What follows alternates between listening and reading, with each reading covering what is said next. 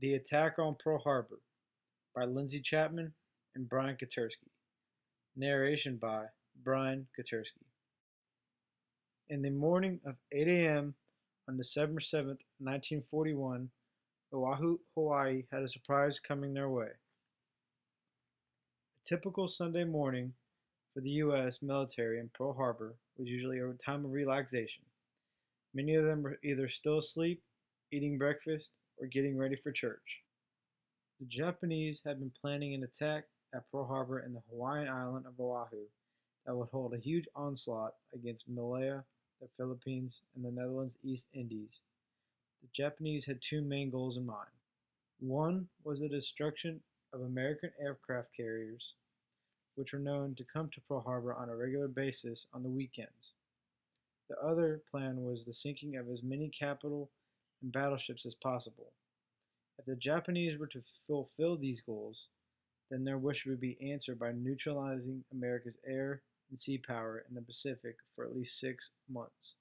Commanders Mitsuo Fuchida and Minoru Genda directed the Japanese for this attack.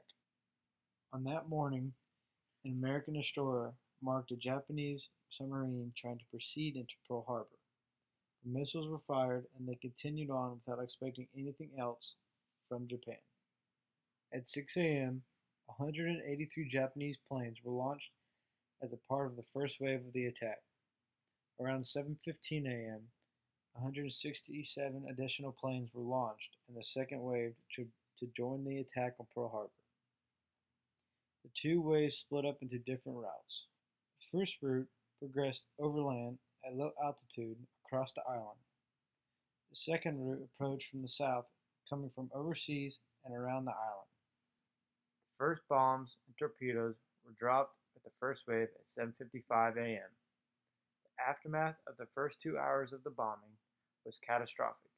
The U.S. suffered 18 sunken ships, 170 aircraft were destroyed, and about 3,700 American casualties.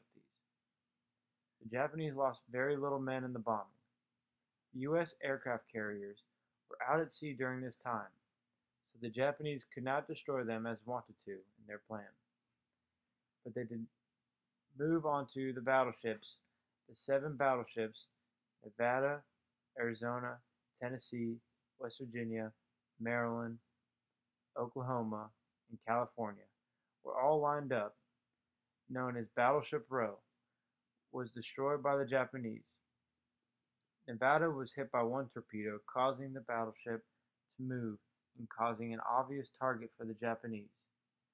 Arizona was bombed numerous times, and eventually the ship sank.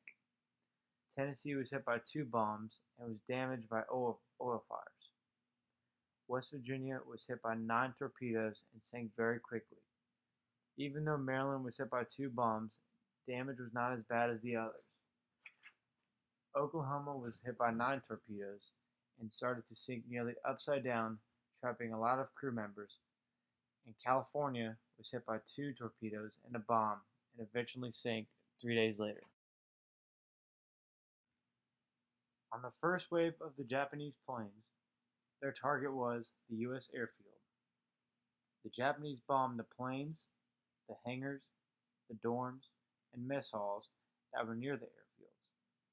It was difficult for the U.S. to fight back by being outnumbered in the air, but they were able to destroy a few Japanese planes. By 9:45 a.m., the attack on Pearl Harbor was over, and the Japanese planes left Pearl Harbor and headed back to their aircraft carriers.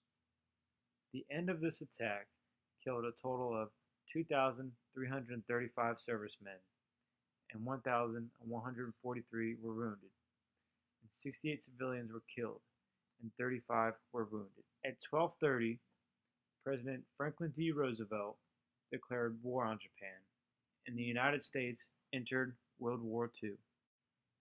Thanks for watching. We hope you enjoyed the story of the attack on Pearl Harbor.